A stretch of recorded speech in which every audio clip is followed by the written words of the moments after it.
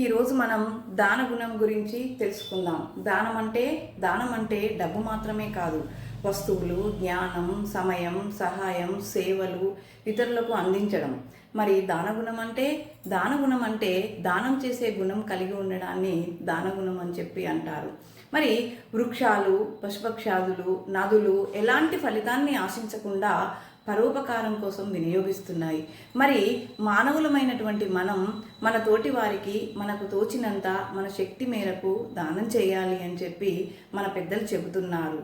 మరి దానం చేయడం వల్ల దాత, గ్రహీత ఇద్దరికీ కూడా మంచి జరుగుతుంది, కీర్తిని తెచ్చిపెడుతుంది.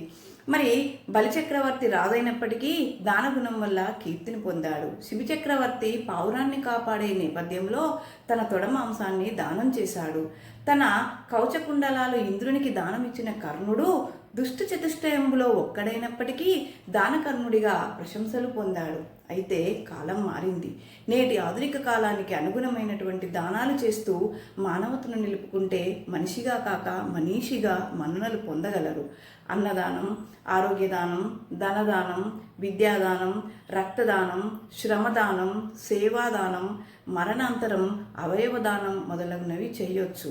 అయితే ఇక్కడ రక్తదానం ప్రాణాలను కాపాడుతుంది, విద్యాదానం జీవితాన్ని ఇస్తుంది, అన్నదానం కడుపు నింపుతుంది, ధనదానం అవసరాలను తీరుస్తుంది, మరి అవయవదానం పునర్జన్మనిస్తుంది. మరి మీరేమంటారు? Thank you.